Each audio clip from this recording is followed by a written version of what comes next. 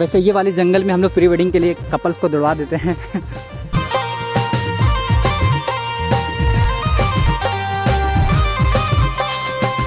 Swarnarekha river की जो पानी है ना, वो इस डैम में आती है और इस डैम के बाद जाती है चांडिल डैम में। और खूबसूरत नज़ारा, लड़कियां फुटबॉल खेल रही है।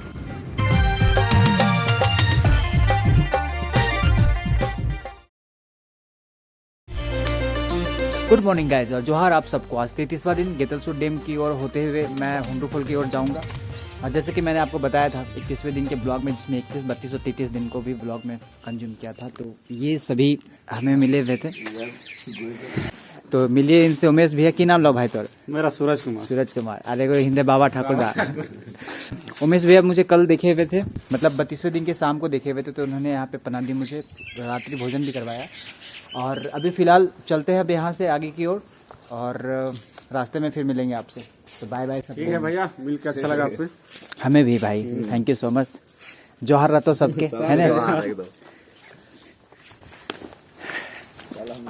हाँ बिल्कुल बिल्कुल, चल छोड़े एकनी जिप्त ना मतनी दूर छोड़े खातिर। झारखंड में एगो रीति रिवाज लाओ, खीवा पीवा के साथ साथ गेट तक भी छोड़े जिप्तु निकला। यही हमारे झारखंड में खूबसूरती है। एक बार सिर्फ इनको पता चल गया व्हाट्स योर मोटो, उसके बाद ये आपको मेहमान नवाजी करते हैं, और उसके साथ साथ मतलब एक ऐसा आत्मीयता जुड़ जाता है, संबंध जुड़ जाता है जो फिर कभी ख़त्म नहीं होता। तो हम, हाँ सेम सेम, तो हम फिर वो है ना। हाँ चिन्हिए रे भाई हमारा। ऐसा तो भूल लगी हो पूरा एकदम। आप तो व्हाट्सएप में स्टेटस लगाई है कभी? बिल्कुल लगे वो, बिल्कुल लगे वो। अक्के वो मैंने खट्टा नहीं बोलता ताऊ तो नहीं बोलिया है। बड़ी मिस करेगी हम। चल ठीक है बाय। हाँ बाय बाय। चलिए गाइस, मिलते हैं आपसे रास्ते में। तो फिलहाल अभी यहाँ से एक कॉलेज पड़ता है, उस कॉलेज में थोड़ा सा लेक्चर होगा मेरा, उसके बाद फिर हम जाएंगे इसी रास्ते से वापस। मतलब यहाँ से 3 किलोमीटर के डिस्टेंस में मुझे और मांझी चौक मिलेगा जिधर से मैं आया, और मतलब वहाँ तक मुझे आज जाना होगा। और उसके बाद वापस से मुझे इसी रास्ते से होते हुए गेतलसूर डैम की ओर जाऊँगा मैं, और गेतलसूर डैम के बाद मैं हुंड्रू फॉल की ओर जाऊँगा। आज का जो लास्ट स्टॉपेज होगा मेरा हुंड्रू फॉल की ओर होगा, जो कि 30 किलोमीटर के डेस्टिनेशन में आती है। कल यार मैं शाम को आते आते ना 25 से 26 किलोमीटर की जर्नी को तय कर दिया था। तो चलिए आप ब्लॉग में बने रहें। और वो जो उमेश भैया को मैंने दिखाया वो भी बोकारो से ही है, तो उन्होंने पूछा कहाँ से हो, और उनका घर यहीं पे था। तो मुझे बोला कि चलिए आप हमारे रूम पे रुक जाइएगा, तो मिलते हैं यार। वैसे ये गांव है आनंदी। वैसे आप भी अगर मुझे होस्ट करना चाहते हैं तो अपडेट रहे मेरे इंस्टाग्राम आईडी के साथ, आपको पता चल पाएगा कि मैं कहाँ पे रुक रहा हूँ, आज मेरी जर्नी कहाँ से कहाँ तक की हुई है, या फिर आगे की लोकेशन मेरी क्या है। और उस लिहाजे से अगर आप रास्ते में मिलते हैं या फिर आपका अपना घर पड़ता है, आप मुझे होस्ट कर सकते हैं। तो फाइनली आनंदी से होते हुए, आनंदी से पहले गया एक कॉलेज था, वहाँ पे लेक्चर देने के लिए। और क्योंकि यार मैसेज दे रहा हूँ, क्या करूँ। उसके बाद फिर मैं वापस से गेतलसूर की ओर इस वाले रास्ते से आप गोला भी जा सकते हो, धनबाद भी जा सकते हो, बोकारो भी जा सकते हो भाया गोला। इसी रास्ते से आगे मुझे हुंड्रू भी जाना है। तो फिलहाल हम गेतलसूर डैम की ओर जाएंगे, उसके बाद फिर हुंड्रू जाएंगे। तो हुंड्रू यहाँ से 19 किलोमीटर, और मतलब आज की जर्नी का 19 किलोमीटर और मुझे आज विजिट करना है। और तकरीबन समय 12:30 हुआ है, तो तकरीबन मुझे 6 से 7 कंटिन्यू चलूँ तो हो जाएगा। और अगर गेतलसूर में भी 1 घंटा अगर रुक जाऊँ तो मुझे लगता है 8 बजे तक या 9 बजे रात तक मैं पहुँचूँ हुंड्रू। बहुत ही चैलेंजेस होने वाली हैं आज, क्योंकि ये शहर नहीं गांव है जहाँ पे मैं विजिट करने वाला हूँ रात को।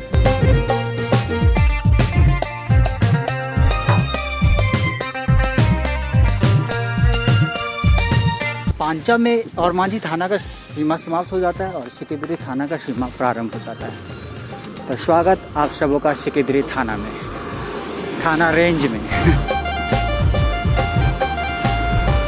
चलते चलते ना मैं खुदिया लोटवा जो गांव है जहाँ से शहीद शेख भिखारी थे, वहाँ पे पहुँच चुका हूँ। वैसे गांव का नाम ये कूटे, जो कि अभी और मांझी प्रखंड में आता है। और एक फुटबॉल कप का भी ऑर्गेनाइज किया गया है यहाँ पे शहीद शेख भिखारी जी नाम से, आगे में स्टेडियम है।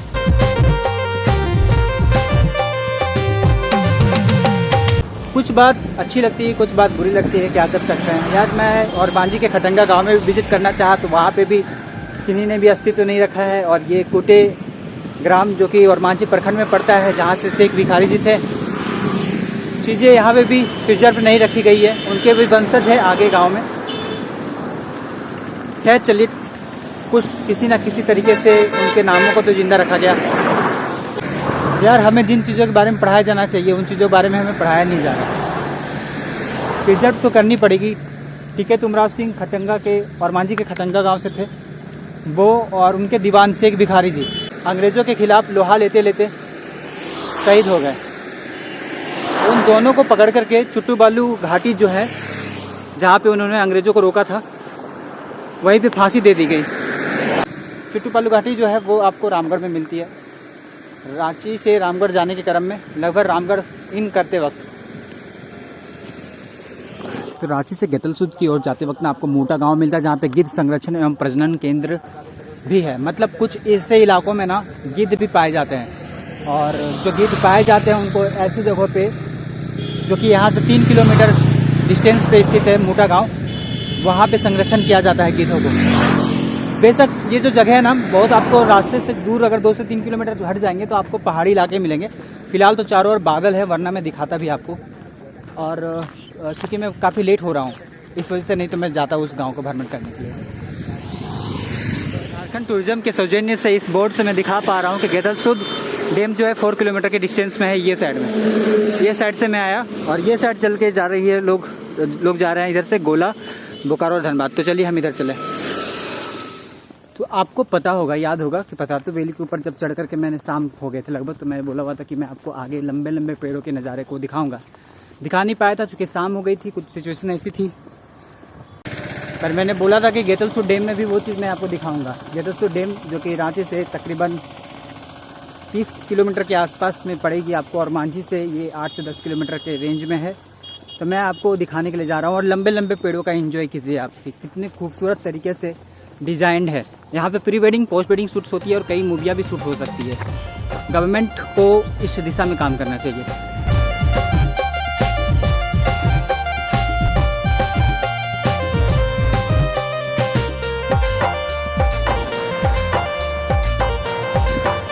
कमेंट करके जरूर बताएं कि कैसा लग रहा है आपको ये वाला एटमॉस्फेयर।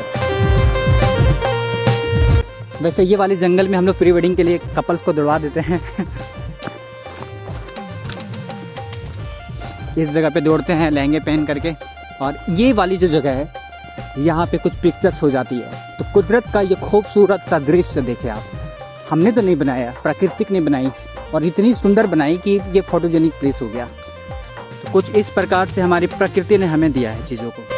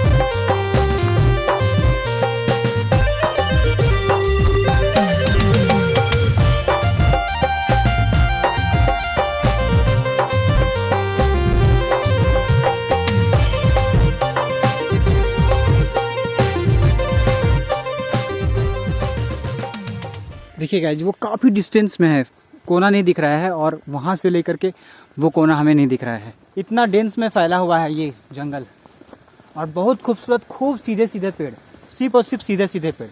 मज़ा आ गया यार ये वाला लोकेशन देख करके। वहाँ से के दिन में आओगे ना, एक अलग लेवल का फील आएगा जब टिंडल इफेक्ट होती है। पर हाँ, सच में बहुत खूबसूरत जगह है रांची का ये। तो रांची जब आए तो इस जगह को घूमना ना भूले यार। गेतलसूद डैम का सबसे ज़्यादा खूबसूरती जो है ना, यही जंगल है। मैंने बोला था ना कि बहुत सारे प्री वेडिंग भी शूट हो रखे हैं, और होते भी हैं, और पता नहीं आज क्यों नहीं हो रहा है। तो आज हो रहा है, मैंने ध्यान नहीं दिया, तो इस प्लेस पे हो रहा है, और कोई जान पहचान के फोटोग्राफर निकल जाएंगे। एक और वैसा लोकेशन है जैसे लोकेशन में मैं अभी आपके साथ फ़ोटो क्लिक कर रहे थे। वैसे आपको करंट अपडेट तो मिल जाता होगा इंस्टाग्राम पे, आप इंस्टाग्राम पे स्टोरी चेक करना यार। हो सकता है जब आप ये वीडियोस देखो तब बहुत लेट हो जाए, करीब 10 या 15 दिन बाद देखो, बट स्टोरी में तो मैंने अपडेट उसी टाइम कर दिया था। तो यार आप इंस्टाग्राम में भी जुड़े रहना ताकि आपको करंट लोकेशन पता चल पाए अगर आप मुझसे मिलना चाहते हैं तो। और करंट वाला फील करंट वाला होता है गाइस। तो यार काफ़ी थक गया था दोपहर से और खाने का भी कहीं अरेंजमेंट नहीं हुआ था। तो चलते चलते मुझे एक अमेजिंग चीज़ लगा, कलिंगा रेस्टोरेंट दिखा मुझे। मैं बोला यार ये कब खुल गया। बहुत अच्छी बात है कि आपको इस जगह पे एक रेस्टोरेंट मिल गई जहाँ पे आप प्री वेडिंग शूट के लिए आते हो और डैम भी सामने है। तो मैं सोचा कि ना कि यहाँ पे आकर के खा लूँ खाना। तो मन किया यार कि नया खुला हुआ है तो भैया लोग से बात करके थोड़ा सा ब्लॉग शूट कर लूँ यहाँ पे। 1 मिनट का लगेगा, मैंने दिखा दिया ये ब्लॉग। ये देखो आप, कलिंगा रेस्टोरेंट। अभी जा करके हम खाना खाते हैं, भूख बहुत ज़्यादा लगी हुई है। उसके बाद फिर हम डैम में पहुँचते हैं और फिर इस ब्लॉग को हम एंड करेंगे। तो कर लिया हूँ लंच और भैया लोगों ने मुझसे पैसे नहीं लिए, तो मैं सोचा कि थोड़ा सा और एक्सप्लोर कर दूँ इस कलिंगा रेस्टोरेंट को। यार टू बी वेरी ऑनेस्ट ये बहुत ब्रॉड बन रहा है, मतलब छोटे छोटे कॉटेज बन रहे हैं ताकि कपल को थोड़ा सहूलियत महसूस हो सके।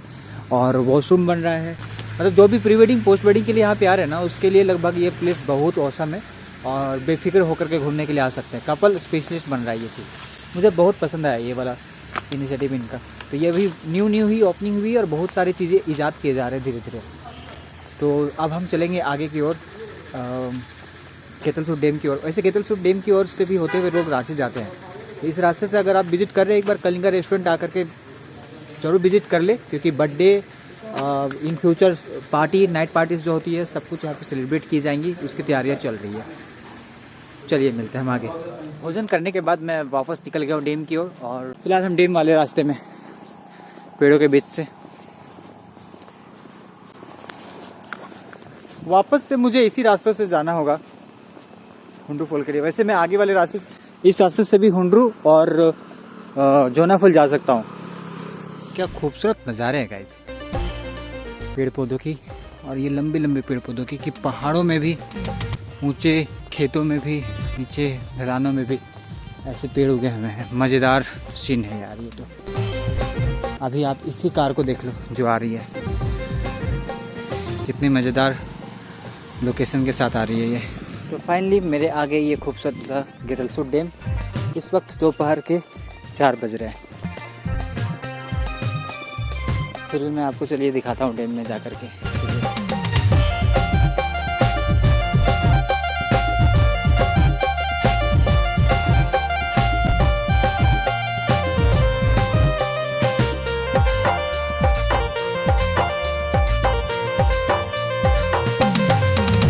ये गेतलसूट डैम बड़ा खूबसूरत सा लगता है जब आप बरसात के दिनों में आते हो और सनलाइट के बीच में। फिलहाल तो बादल भी है और धूप भी। कुछ बेहतर तरीके से आपको डैम प्रतीत नहीं हो पा रही होगी, बट सनसेट का टाइम देख करके मज़ा आ जाएगा आपको इस डैम को। और यहाँ से लबालब पानी निकल रहा है नहर के रूप में, आप देख सकते हैं। स्वर्ण रेखा रिवर की जो पानी है ना वो इस डैम में आती है और इस डैम के बाद जाती है चांडिल डैम में। स्वर्ण रेखा रिवर का एक बड़ा रूप यहाँ से निकलता हुआ। एक और खूबसूरत नज़ारा, लड़कियाँ फुटबॉल खेल रही है, इवन प्रैक्टिस कर रही है फुटबॉल की।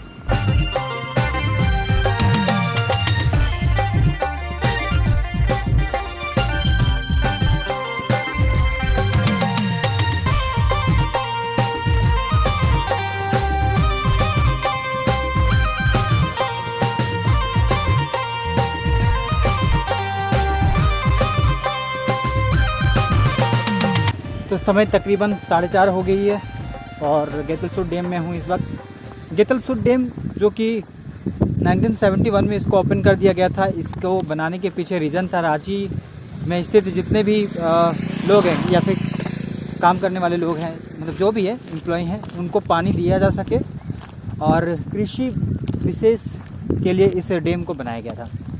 इसके साथ एक और निर्माण था, स्वर्ण रेखा रिवर्स को एक अच्छा रूप देना था, स्वर्ण रेखा रिवर को बांधना था ताकि यहाँ के लिए मछली पालन भी किया जा सके इस डैम के थ्रू।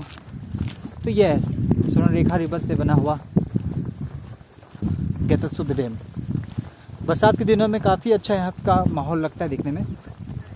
और नदी, फ़िलहाल इस नदी की पानी चांडिल डैम में जाकर के मिलती है। और चांडिल डैम से जो पानी छूटती है वो काफ़ी बृहद रूप लेता है नदी श्रवण रेखा। उसके बाद फिर वो दूसरे राज्यों तक पहुंचती है पानी। हो मेरा वक्त यार, फिर भी आप लोगों में से बहुत कुछ सोचते होंगे यार ये कितना लेट से पहुंचता है, क्या करूं बंधु। जब निकलता हूं कई सारे लोग मुझे टोकते हैं कि भैया क्या कर रहे हैं बताइए। कई सारे लोगों से मिलता हूं मैं, क्योंकि इस जर्नी मुझे सीखना और सिखाना दोनों है। कुछ लोग मिलते हैं तो क्या मैं करूं, मैं भाव खाऊं लड़कियों की तरह कि नहीं मुझे नहीं बताना, मतलब मैं चलता रहूँ। नहीं भैया, मुझे एक दिन में 1 किलोमीटर, मतलब मैं 4 किलोमीटर लगभग 1 घंटे में चल लेता हूँ।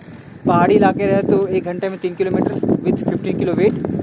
और कुछ इस तरह से 5 से 6 घंटे की जर्नी होती है एक दिन में। 1 घंटे तो लोगों के साथ मिलने उलने में हो जाता है, फिर रेस्ट करने में 1 से 1.5 घंटे हो जाते हैं खाने के बाद। तो रेस्ट करना भी होता है, कंटिन्यू नहीं चल सकता ना, भूख भी लगती है, प्यास भी लगते हैं। कई बार लोगों से बात करते करते आधा घंटा लग जाता है किसी एक जगह पर रुकने में, कम से कम 10 मिनट तो लगता ही है, 5 से 10 मिनट। क्या करोगे आप, मना तो नहीं कर सकते ना, आखिर मैं झारखंडियों के लिए ही कर रहा हूँ तो पता तो चलना चाहिए कि क्या कर रहा हूँ। इस वजह से वक्त लग जाता है। खैर ये सब बातें बाद में, फ़िलहाल ये नज़ारे देखो। काफ़ी साफ़ सफाई और काफ़ी मेंटेनेंस की तैयारी हो रखी है। कई सारे पर्व त्यौहार में इन जगहों में भीड़ लगती है। मकर संक्रांति उनमें से एक आता है। और यहाँ से फाटक आप देख सकते हैं। फ़िलहाल पानी नहीं। हाँ चलो गाइज, फाइनली इस वीडियो को अब हम यहाँ पे बंद करते हैं। होप सो कि ये गेतल सूद का डैम आपको बहुत खूबसूरत लगा होगा देखने में। और अब हम रहने की तैयारी करें कहीं पे। खाने की हो गई दोपहर की, अब रात को खाने की चिंता लगी पड़ी है मुझे, और रात को रहने की, क्योंकि फ़िलहाल 4:30 बज गई है। अब यहाँ से निकलूँगा भी तो बहुत मुश्किल, 1 घंटे में 4 किलोमीटर पहुँच पाऊँगा मैं। चलिए मिलते हैं फिर आपसे एक नए ब्लॉग में, एक नए दिन में उत्तराखंड पैदल यात्रा के। तब तक के लिए खुद का ख्याल रखिएगा, खुश रहिएगा, सपोर्ट कीजिएगा, मुझे इंस्टाग्राम में भी फॉलो कर लीजिएगा और इस तरह से प्यार बनाए रखिएगा। चलिए मिलते हैं। Keep flying, keep learning. जय झारखंड, जोहार झारखंड।